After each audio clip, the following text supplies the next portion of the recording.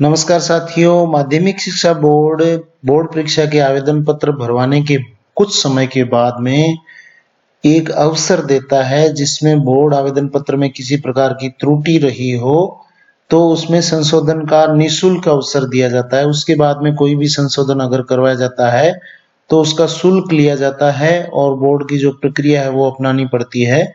तो आप अपने बोर्ड के जो आवेदन पत्र हैं उनमें किसी प्रकार की त्रुटि रही है तो उस त्रुटि का समाधान ऑनलाइन माध्यम से अपने स्कूल की जो लॉगिन आईडी पासवर्ड है उससे 18 अक्टूबर से लेकर 10 नवंबर तक ये अवसर बोर्ड की तरफ से दिया गया है।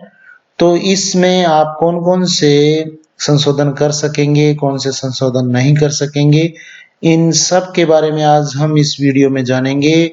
इसलिए आप वीडियो में अंत तक बने रहिएगा और आज के इस वीडियो में हम बोर्ड के द्वारा किन-किन जो संशोधनों को हम कर सकते हैं और किन संशोधनों के लिए आपको यहाँ पे सुविधा नहीं दी गई है। तो चलिए शुरू करते हैं। सबसे पहले हमें हमारी जो बोर्ड की वेबसाइट है rajejuboard.rajasthan.gov.in इसको हम ओपन करते हैं और यहाँ पे आपको बोर्ड मेन एग्जाम 2024 ये जो टैब है इसको हम क्लिक करते हैं और यहाँ से हम आईडी पासवर्ड से अपने स्कूल के लॉगिन से इसको लॉगिन कर लेते हैं। तो मैं यहाँ पे लॉगिन कर चुका हूँ। अब आप यहाँ लेफ्ट साइड में दूसरा जो टैब है फॉर्म करेक्शन इसको क्लिक करेंगे। दूसरा जो टैब है फॉर्म करेक्शन इसको आप क्लिक करेंगे तो आपके सामने जो इंटरफेस खुलेगा उसमें आपको ऊपर ही ऊपर लिखा है किसी भी आवेदन फॉर्म में सिर्फ एक ही बार संशोधन किया जा सकता है, एक से अधिक संशोधन नहीं किया जा सकता। अतः यदि किसी आवेदन में एक से अधिक संशोधन हो तो सभी संशोधन एक साथ करने के पश्चात ही फॉर्म सबमिट करें। तो ये विशेष रूप से ध्यान रखना है। और मतलब किसी विद्यार्थी के आवेदन पत्र में अगर एक से अधिक त्रुटियां हैं, कितनी भी त्रुटियां हैं, उन त्रुटियों को आप एक साथ जब आप फॉर्म खोल रहे हो तो वो एक साथ ही सारे संशोधन करके सबमिट कर देवें। ऐसे नहीं कि एक संशोधन हमने कर दिया और उसके बाद में दोबारा उस फॉर्म को खोलना चाहेंगे तो वो फॉर्म नहीं खुलेगा। इसलिए आपको एक बार में जितने भी संशोधन करने हैं उस विद्यार्थी के वो सारे संशोधन एक साथ ही आप कर दें। तो अब हमारे पास यहाँ पे दो टैब दिख रहे हैं, एक यहाँ पे सेकेंडरी फॉर्म का है और एक ये सीनियर सेकेंडरी फॉर्म का है।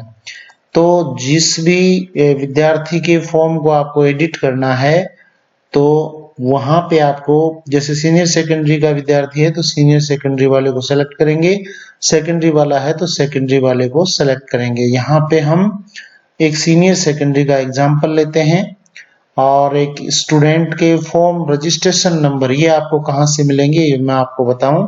ये जैसे 12वीं का फॉर्म है और यहाँ पे जो ये नंबर है बार कोड वाले जो नंबर है ये फॉर्म के नंबर है, ये नंबर आपको वहां पे डालने हैं।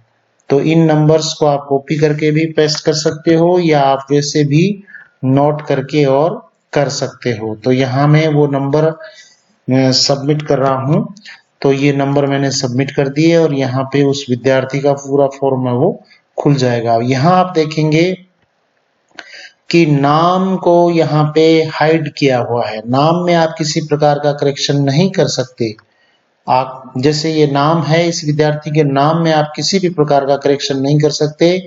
माता का नाम, पिता का नाम और उसके बाद में जो भी यहाँ सारी चीजें ओपन हो रही है, जेंडर है, मीडियम है, other, BPL, EWS, caste, address, Jan Aadhaar number और उसके बाद में ये जो प्रीवियस एकेडमिक डिटेल्स है इनको भी एडिट कर सकते हो आप। इसके अलावा फोटो और साइन का भी यहाँ ऑप्शन दिया हुआ है। तो फोटो एंड साइन ये दोनों भी आप यहाँ पे करेक्शन कर सकते हो।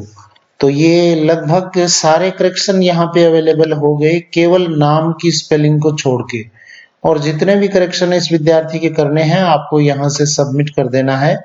तो ये सारा है वो यहाँ से सबमिट हो जाएगा और उसके बाद में वो करेक्शन है वो कर दिया जाएगा। तो इसी तरीके से 10th का जो फॉर्म है वो खुलेगा।